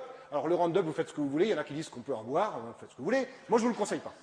Hein, le Roundup, c'est un cancérigène avéré. Il y a eu des études aux États-Unis qui ont montré que les consommateurs intensifs de Roundup, enfin les utilisateurs intensifs de Roundup, notamment les utilisatrices, avaient un taux de fausse couche supérieur à la fréquence normale, à la fréquence nationale, à la moyenne nationale. Et notamment, des études faites par le professeur Gilles-Éric Serralini à Caen ont montré au niveau moléculaire que le Roundup avait des effets toxiques sur les cellules placentaires, et à des doses inférieures à celles utilisées en agriculture. Donc qui pourrait bien sûr expliquer les fausses couches observées notamment aux États-Unis. Donc voilà, et malgré ça, on continue à dire que le Roundup est sans danger, etc. Or, on est quand même en droit de se poser la question suivante.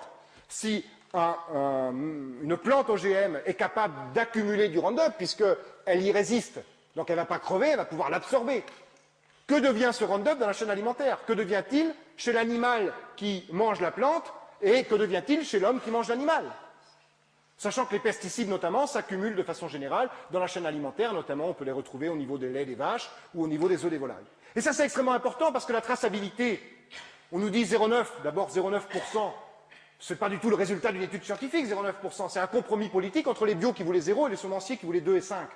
Ce n'est pas le résultat d'une étude scientifique, il n'y a personne qui a démontré qu'en deçà de 0,9, il n'y avait pas de danger et qu'au-delà de 0,9, il y avait du danger. C'est un pur compromis politique, déjà. Mais en plus, si vous allez voir un laitier et vous lui dites « garantissez-moi que votre lait est non OGM », il pourra mettre la tête sur le bio et le garantir. Il craint rien. C'est-à-dire qu'il est très peu probable qu'on retrouve dans le lait des vaches le gène modifié du soja. Par contre, ce qu'on peut retrouver dans le lait des vaches, peut-être, c'est du Roundup. Donc ce qu'il faut rechercher, ce n'est pas le gène modifié, mais le pesticide dans ce cas-là. Donc vous voyez que c'est beaucoup plus compliqué que ça, la traçabilité. Il faut se méfier par ce qu'on entend par traçabilité. Alors, les risques d'allergie également dus à des protéines codées par les gènes étrangers. Vous mettez un gène étranger dans un organisme, donc vous introduisez un nouvel ouvrier dans l'usine cellulaire, une nouvelle protéine qui pourrait très bien avoir des effets allergisants. Bon, vous allez me dire, il y a des gens qui sont allergiques au poulet, d'autres qui sont allergiques aux crustacés, ils le savent, ils n'en mangent pas. Bon, très bien, le tout c'est de le savoir. Or, on fait un nouvel aliment de toute pièce, en quelque sorte, il faut quand même savoir si ce qu'on a mis dedans n'est pas allergisant. Et il y a eu quand même déjà un exemple avec le soja, dans lequel on avait mis le gène de l'albumine de la noix du Brésil pour enrichir les protéines du soja en soufre, parce que l'albumine est très soufrée, et on a besoin aussi de soufre dans l'alimentation animale. Eh bien, donc, pour enrichir la teneur en soufre des protéines du soja, on avait rajouté un gène de la noix du Brésil qui détient le secret de fabrication d'une protéine très riche en soufre, l'albumine 2S. C'était pas très malin, parce que cette albumine était déjà connue pour être allergisante chez les consommateurs de la noix du Brésil. Et ça a été le cas, bien sûr, du soja en question, dont tous les stocks ont été détruits. Le tout est de savoir si on pourra toujours détruire à temps. La présence dans tous les OGM d'un gène de... Enfin, dans tous, dans la majorité, dans un grand nombre. Maintenant, il y a une législation qui prévoit que ces gènes de résistance aux antibiotiques soient progressivement éliminés. Mais il y a, dans la plupart des OGM, notamment les OGM à pesticides, donc qui sont les majoritaires sur la planète, des gènes de résistance aux antibiotiques.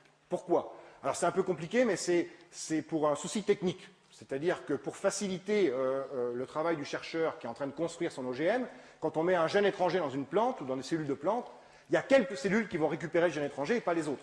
Il faut qu'on puisse de l'extérieur repérer quelles sont celles qui ont gobé l'ADN. Eh bien, on rajoute en plus du gène d'intérêt un gène marqueur qui va nous permettre de les repérer, notamment un gène de résistance aux antibiotiques. Et à ce moment-là, on met de l'antibiotique dans le milieu et toutes les cellules qui n'ont pas récupéré le gène de résistance aux antibiotiques, eh bien, elles sont sensibles à l'antibiotique et elles meurent. Et les seules qui vont survivre sont celles qui ont récupéré le gène étranger, le gène de résistance à l'antibiotique et le gène d'intérêt. Donc c'est un moyen de sélection au cours de la construction de l'OGM. Le problème, c'est que ce gène marqueur n'est pas éliminé a posteriori. Il reste dans la plante, et donc la question qu'on a en droit de se poser, c'est quelles peuvent être les conséquences, là encore, sur la chaîne alimentaire. Quelles peuvent être les conséquences de la présence d'un gène de résistance aux antibiotiques dans une plante consommée par un animal, et quelles peuvent être les conséquences en termes de clinique humaine. Voilà les questions qu'on est en droit de se poser. Les problèmes liés à la perturbation du métabolisme, alors ça on n'en parle quasiment pas, mais quand vous mettez un nouvel ouvrier dans une usine, ou quand vous créez, comme dans le riz doré, une chaîne de montage de toutes pièces, une nouvelle chaîne de montage, dans une usine où il y en a déjà plein, des chaînes de montage qui fonctionnent en harmonie, ben, la question évidemment c'est qu'on peut venir perturber tout cet ensemble qui fonctionne en harmonie. Partez pas en courant, je vous montre ceci, C'est une partie, je dis bien une partie seulement de ce qu'on sait, et on ne sait pas tout, de l'ensemble des processus biologiques qui ont lieu dans chacune de nos cellules. Chaque trait, c'est une chaîne de montage ou une chaîne de démontage, ce qu'on appelle une voie métabolique. Et chaque point, c'est un ouvrier de l'usine, c'est une enzyme. Eh bien, voilà, tout ça, c'est un véritable réseau autoroutier qui est complètement interconnecté avec les échangeurs dans tous les sens. Et quand on vient perturber quelque chose là-dedans, bien souvent, on a des effets collatéraux qui sont absolument immaîtrisables. Et les personnes qui font des OGM tous les jours, toutes les semaines, savent très bien à quel point on ne maîtrise pas ces conséquences collatérales. Et donc on nous dit que c'est une technique chirurgicale, on maîtrise tout, c'est faux. Il n'y a pas un seul scientifique au monde, et quel que soit le nombre de prix Nobel qu'il ait pu accumuler au cours de sa carrière, qui soit capable de recenser de façon exhaustive les conséquences à moyen, à court ou à long terme d'une modification génétique sur un métabolisme. C'est pas vrai. Moi, par exemple, j'ai fait récemment dans mon labo, et ça arrive souvent, mais je travaille, moi, sur le métabolisme de l'alcool chez mon champignon. Mon champignon est capable de se nourrir d'alcool. J'étudie le métabolisme de l'alcool. J'ai inactivé un gène impliqué dans ce métabolisme. C'est-à-dire que j'ai supprimé un ouvrier de la chaîne de démontage de l'alcool. Ben, mon champignon est devenu stérile. Je m'en suis rendu compte par hasard, c'est mon étudiant en thèse qui s'en est rendu compte. Il a voulu le croiser et ça ne croisait pas et il a vu qu'il était stérile. Alors maintenant, je me plais à dire que j'étudie les relations entre le sexe et l'alcool chez mon champignon. Mais c'est clair qu'on ne maîtrise pas les conséquences d'une modification génétique. Les personnes qui ont fait le saumon géant, les premiers saumons géants, ils avaient la tête déformée. Un certain nombre de saumons géants avaient la tête déformée. Or, il y a la notion d'équivalence en substance qui vous dit qu'un OGM ne diffère de l'organisme correspondant, conventionnel, que par les caractères exprimés par les transgènes. Saumon géant, il ne doit donc différer du saumon normal que par la taille. Tête déformée. À tel point que les poissonniers disaient, mais on ne voudra jamais de votre truc, on ne va pas mettre ça sur les étals. Et c'est pas grave, vous ferez défiler. Eh bien oui. Donc ça prouve vraiment qu'on ne maîtrise pas. Le riz doré, c'est un riz transgénique qui est donc capable de faire du carotène parce qu'on lui a permis de transformer le GPP, en carotène. Mais s'il y a du GPP dans le riz, c'est pas pour faire du carotène puisqu'il n'en fait pas.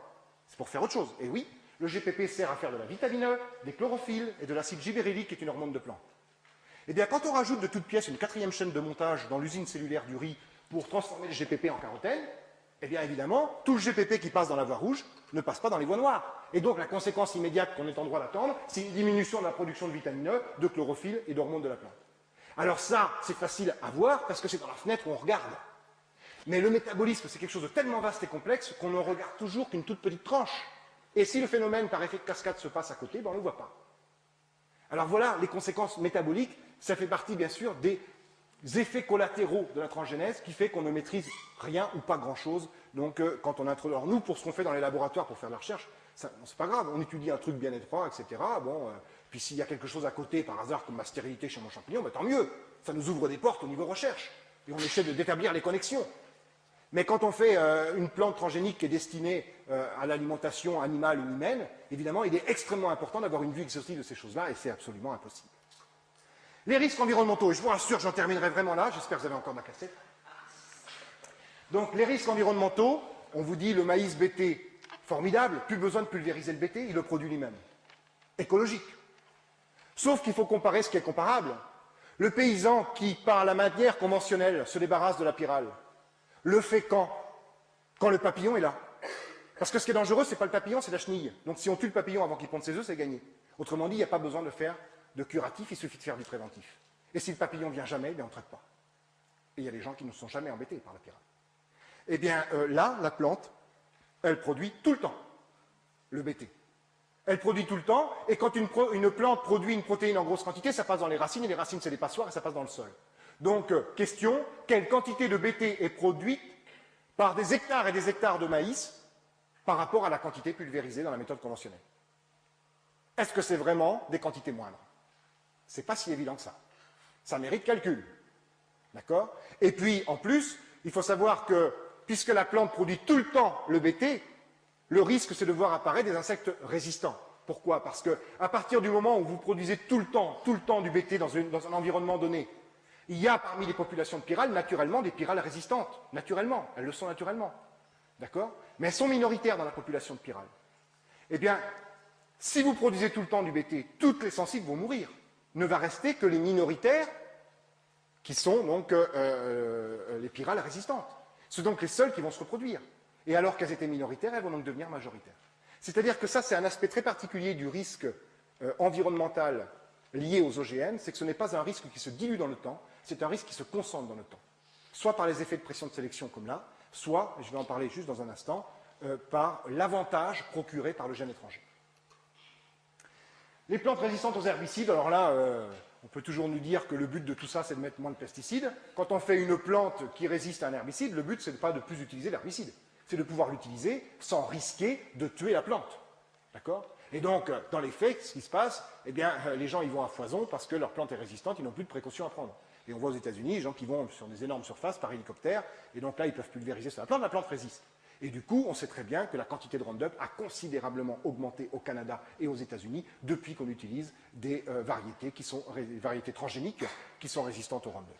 Donc évidemment, ça fait tout à fait l'effet contraire que celui qu'on nous prétend. Et puis, il y a, je vais prendre un exemple de risque avec les animaux transgéniques, le poisson géant. Je vais prendre l'exemple d'un poisson qui s'échappe. On me dit, oh, bah alors on ne peut plus rien faire, etc. Évidemment, bon, on vit dans une société à risque, de toute façon, tu vas partir en voiture, tu vas avoir un accident, etc. Sauf que si j'ai un accident de voiture, ça n'a aucune raison, a priori, d'engendrer un plus grand nombre d'accidents sur l'ensemble du pays ou sur l'ensemble de la planète. Alors que là, je prends un poisson géant qui s'échappe de la pisciculture pour aller dans l'environnement naturel. Un poisson géant. Il fait 5, 6, 7 fois sa taille. Il devient donc un prédateur de poissons dont il n'était pas le prédateur. Donc déjà, il risque de porter atteinte à des espèces avec lesquelles il aurait dû cohabiter, au lieu de les dévorer. Et comme il est beaucoup plus gros que ses congénères, il va donc avoir un avantage sélectif, puisqu'il va pouvoir se nourrir plus facilement et donc se reproduire plus facilement. Il va donc aller fricoter avec des femelles auxquelles il va donner son gène d'hormone de croissance. Les femelles vont faire des petits qui vont devenir très gros. Et très vite, il n'y aura plus que des gros. Avantage sélectif, événement rare aujourd'hui, événement majoritaire demain. Et si vous n'êtes pas convaincu de ce que je viens de raconter et que vous n'avez pas encore vu, allez voir le film Le Cauchemar de Darwin et vous verrez comment l'introduction de 3 perches dans le lac Victoria un bel après-midi, la Victoria c'est très grand, hein, c'était pas des perches transgéniques, mais des perches qui n'avaient rien à faire là, eh bien aujourd'hui, tout le système, l'écosystème végétal animal a disparu du lac, à tel point que les perches pour se nourrir n'ont plus d'autre solution que de devenir cannibales et de se manger entre elles. Et puis, il y a les risques de pollution génétique. Dernier aspect, la pollution génétique, c'est quoi? Eh bien, c'est le risque que le gène étranger que vous avez mis volontairement dans une plante se retrouve involontairement dans une autre ou dans un autre organisme. D'accord? Alors, il y a 2 types de pollution génétique. Il y a la pollution verticale, la pollution horizontale. La verticale, c'est des parents aux enfants. Donc, pour les plantes, hein, parents aux enfants, c'est la voie sexuée. Pour les plantes, c'est par le pollen. D'accord? Alors, je vais prendre l'exemple du colza. Le colza, eh bien, c'est une plante qui a une pollinisation qui se fait à la fois par le vent et par les insectes, mais de toute façon, qu'elle se fasse que par l'un ou que par l'autre, je ne vois pas comment on peut maîtriser la propagation du pollen dans l'environnement. Bon, enfin bon, c'est une autre histoire. Donc là, en plus, le colza est capable de se croiser avec des plantes adventices, c'est-à-dire des plantes sauvages qui poussent dans les champs de colza, et donc qui sont capables du coup de récupérer, par exemple, le gène de résistance au Roundup. Et au Brésil, dans les États du Brésil, où il y a beaucoup de colza au Roundup, au Canada, etc., on voit de plus en plus du colza sauvage, des plantes adventices de colza, qui poussent donc sur le bord des routes ou sur les lignes de chemin de fer, et dont on peut plus se débarrasser, en tout cas pas avec du Roundup, puisque c'est résistant. Et il y a une mauvaise herbe, la ravenelle, qui est capable de se croiser également avec le colza. Alors là encore, un pied de ravenelle, un seul pied qui récupère le gène de résistance. Oh, bah, c'est un pied. Hein. Eh bien oui. Mais comme on met beaucoup de Roundup quand on a des plantes résistantes au Roundup, le seul pied qui est résistant, il va avoir un avantage sélectif énorme par rapport à tous ceux qui ne le sont pas. Tous les autres vont crever, c'est le seul qui va pouvoir survivre, c'est le seul qui va se multiplier, et ce pied de ravenelle qui était unique va devenir majoritaire. Événement rare aujourd'hui, événement majoritaire demain. Extrêmement important. Et puis, tous les gens qui font du colza le savent, il y a une survie des graines pendant 15 ans, hein, donc évidemment, c'est absolument incontrôlable, les repousses. Et puis, et ça, c'est pas spécifique au colza, hein, il y a également le flux de graines par les oiseaux, par les rongeurs, etc., qui entraînent des repousses absolument incontrôlées. Alors ça, c'est des expériences faites par le CIRAD pour étudier la propagation du pollen dans l'environnement, parce que les plantes, elles n'ont pas attendu elles ont attendu les chercheurs pour disséminer leur pollen. Bon, enfin bon. Vous avez au centre, je ne sais pas si vous voyez là, un petit cercle blanc qui délimite un champ de colza transgénique de 9 mètres de diamètre. Et autour, vous avez un champ de colza conventionnel de 110 mètres de diamètre, 55 mètres de rayon. Alors, si le champ est circulaire, c'est pas pour que les faucheurs le reconnaissent plus facilement. C'est pour étudier la propagation du pollen dans toutes les directions. Sauf que le pollen ne s'arrête pas à 55 mètres comme le nuage de Tchernobyl à la frontière allemande. Et on a osé appeler ça de la recherche. Alors admettons qu'on veuille quand même étudier la propagation du pollen dans une niche écologique donnée, en fonction de la falaise, en fonction de ceci, en fonction de cela. Ok. Mais un essai, ça doit être une simulation, ça doit être non dangereux. Quand on fait une simulation d'une attaque chimique dans le métro pour entraîner la coordination des secours. On met tous les ingrédients, mais on ne met pas l'agent chimique quand même. Et bien là, on fait la plante transgénique. Alors que, je suis désolé, mais moi, il y a 15 ans, j'étais encore étudiant sur les bancs de la fac à Bordeaux, eh bien, j'apprenais comment on distinguait dans la nature une plante d'une autre, et donc comment, éventuellement, on pouvait suivre le pollen d'une plante parmi d'autres plantes grâce à ses empreintes génétiques. Donc, on peut très bien étudier la propagation du pollen d'une plante donnée sans prendre une plante transgénique. Là aussi, on nous ment. Et quand on nous dit, mais si vous voulez qu'on en sache plus sur les risques, laissez-nous faire les expériences. Mais non. Les expériences, soit on les fait en serre, soit on les fait avec des plantes conventionnelles en plein air. Et une fois qu'on a démontré qu'il n'y avait pas de danger, si toutefois on est capable de le démontrer, alors éventuellement, on passe en plein champ. Mais pas avant. Et puis, il y a la pollution horizontale. Alors là, c'est la cerise sur le gâteau. La pollution horizontale, c'est quoi? C'est le risque que de l'ADN, du matériel génétique, passe d'un organisme à un autre, mais par contact direct. Parce qu'il y a notamment dans le sol des tas de micro-organismes, des bactéries, des champignons, qui sont capables de gober de l'ADN naturellement. D'accord? C'est ce qu'on appelle le transfert horizontal. Eh bien, notamment quand j'étais témoin au procès de Toulouse, j'ai potassé particulièrement en détail la notification du projet de dissémination du maïs BT11, qui était l'un des maïs cultivés à Mainville, et donc qui avait été fauché par quelques forcenés. Eh bien, ce maïs BT11, il est dit dans la notification de projet de dissémination, il est dit ceci pour le transfert horizontal. Transfert horizontal, 2 points. À ce jour, c'était en 2003 pour une demande d'autorisation en 2004. Selon les données de l'AFSA, l'Agence française de sécurité sanitaire des aliments, en 2002, les données de l'AFSA de 2002, aucune étude scientifique mettant en évidence ce phénomène n'a été publiée. Je veux dire, un biologiste qui nie le transfert horizontal, c'est un astrophysicien qui nie que la Terre est ronde. C'est-à-dire que si un étudiant nous met ça dans une copie, il a 0 pointé. Et c'est écrit en toutes lettres dans le projet de notification de dissémination.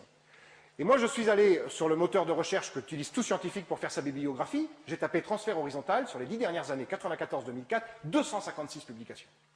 Alors bien sûr, elles ne parlent pas toutes de transfert horizontal entre plantes transgéniques et autre chose. Il y en a 5 ou 6, je ne sais plus exactement, au moins 5 en tout cas, qui en parlent sur les 256. Transfert horizontal entre une plante transgénique et des micro-organismes du sol. Ça a été démontré entre une betterave transgénique et une bactérie du sol. Notamment, c'est le gène de résistance à l'antibiotique qui était utilisé comme gène marqueur dans la betterave, qu'on a retrouvé dans une bactérie du sol. Ça, c'est des études qui ont été faites en serre, confinées, donc en laboratoire. Également, on a retrouvé gène de résistance aux antibiotiques qui est passé du maïs transgénique ou du tabac transgénique à une bactérie et à un champignon microscopique qui vit au contact des racines. C'est publié, et on dit le transfert horizontal n'existe pas. Alors, quand vous êtes dans un débat contradictoire et qu'on dit ça, on dit oui, bon, d'accord, mais c'est très faible, les probabilités sont très très faibles, etc. Probabilité très faible. Mais réfléchissons, attention à la probabilité très faible. Événement peu probable aujourd'hui, événement majoritaire demain, premièrement. Deuxièmement, ces études qui sont faites en laboratoire sont faites entre un organisme donneur qui est la plante et un receveur qui est un microbe. Mais dans le sol, il y en a des millions de microbes dont on n'en connaît que 5%.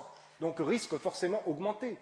Et puis, quand on cultive des hectares et des hectares de maïs, par exemple, donc localement, on a donc une concentration locale extrêmement importante du gène polluant potentiel. Et, dernier point, et ce n'est pas le moindre, tous les essais OGM en plein champ, en fin d'essai, sont détruits par broyage et enfouissement dans le sol. Ce qui est l'aberration la plus totale, puisqu'on libère ainsi considérablement l'ADN dans le sol, et donc on augmente les probabilités de transferts horizontaux entre la plante et les micro-organismes du sol. Donc, évidemment, pour toutes ces raisons, les évaluations en termes de probabilité qui sont faites à l'issue de ces études sont nettement en deçà de ce qu'elles peuvent être dans la réalité.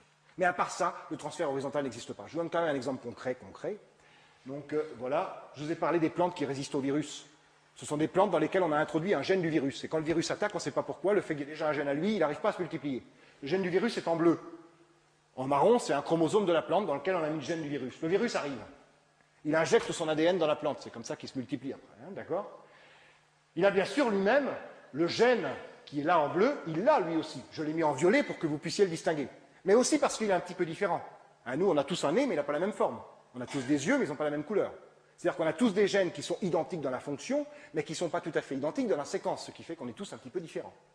Eh bien, ces deux gènes qui sont les équivalents fonctionnels ne sont pas tout à fait identiques dans la séquence, ils ont des petites différences. Mais comme ils se ressemblent beaucoup, ils peuvent échanger des morceaux entre eux. Ça s'appelle la recombinaison dans notre jargon. Et ça conduit à un virus recombinant dont le gène est ce qu'on appelle mosaïque, c'est-à-dire constitué en partie de ce qu'il était au départ et en partie de ce qu'il a récupéré dans la plante.